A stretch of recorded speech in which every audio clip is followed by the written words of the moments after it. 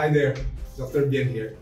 Andito tayo sa Makati branch natin sa Valero, Salcedo Village. Ayan, si Sir Vic kasama natin. Nagta-travel pa si Sir Vic all the way from Laguna. Tama? Tama, sir? Batangas. Batangas! Layo pa. Ano si Sir Vic? Technician. Fabricator ng metal. Pero sa ngayon, ang trabaho niya sa isang building, 7 floors. Nag-i-inspect ka ba o nagwa-wiring ng kuryente? Ng fire alarm. Fire alarm. So, si Sir Vic, laging may dalang mga tools. So, ang kaharap natin, hindi medical tools. Tools si Sir Vic. Yung kondisyon ni Sir Vic, inaalagaan natin yung kidney niya. Tama, Sir Vic? Oo. Inaalagaan natin. Dati tumataas BP niya. Nakaramdam siya dati ng parang pamamanhid. Tama? Sa paa ba yun? Paano? Neuropathy, kung tawagin. Ang minomonitor natin kay Sir Vic, yung sugar level niya. Kasi medyo matagal-tagal na rin na tumataas ang sugar. Tama, no? Ang maganda rito, yung binabantayan natin sa kanya, yung kanyang GFR, CREA, tsaka HbA1c. And so far, maganda yung nagiging resulta. Bumababa yung kanyang CREA, tumataas naman yung kanyang GFR, stable to, at yung HbA1c niya, maganda. 5.5 is good dahil below 5.7 naman. So, yung diet, mabait kasi si Sir Vic. Mabait ka sa diet, no? Ano pinapalaman mo sa sabi mo, sa whole wheat bread mo? Minsan yung Avocado. Tapos, minsan, kasi minsan may peanut butter. Kunti lang, ha? Kunti lang. Kasi matamis yun, eh, ha? Sabi mo may palibreng pamerienda sa opisina niyo. Meron po, ano lang. Nakikikain ka ron? Kape at saka tinapay. Kinakain mo yung white bread? Hindi.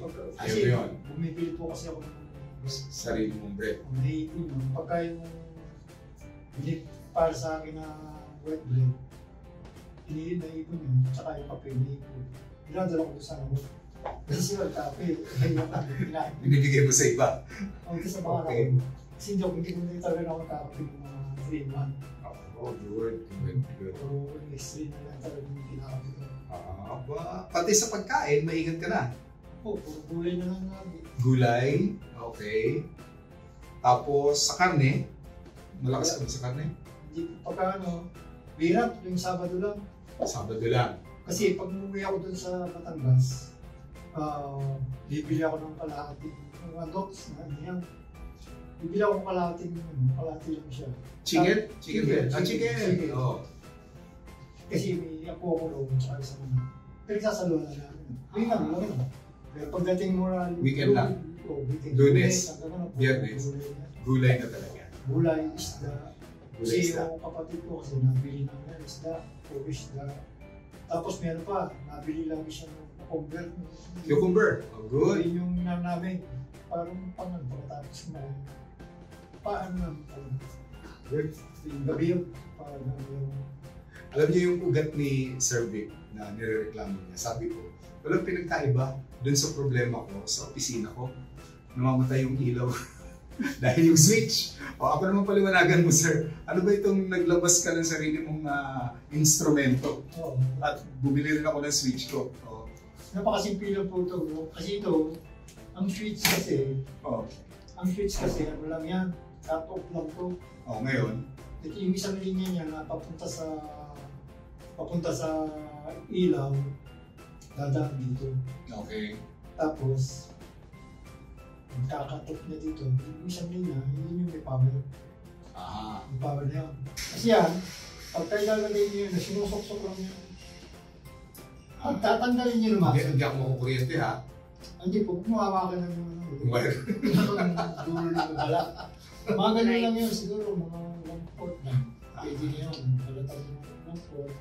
Susok-sok lang yun dun sa ano. Hindi nyo na mahugot yun. Para mahugot nyo, pinipin yun. Di-insert ng maliit na screwdriver. Ano lang? Ganyan na lang po. Contento na ako sa aking pagdodoktor. At bahala na si Sir Vic sa pag-electrician niya. So, payuhan mo yung mga tao na magbawas ng kanilang karne. Oo, lalo na sa mga may edad na katulad ko, iwasan yung karne, puro gulay, mas maganda. Ako ngayon, hindi na talaga kumakain ng karne. Bisa na lang, yung chicken na lang. Chicken breast. Chicken breast ang ginagawa. So, maraming salamat and God bless.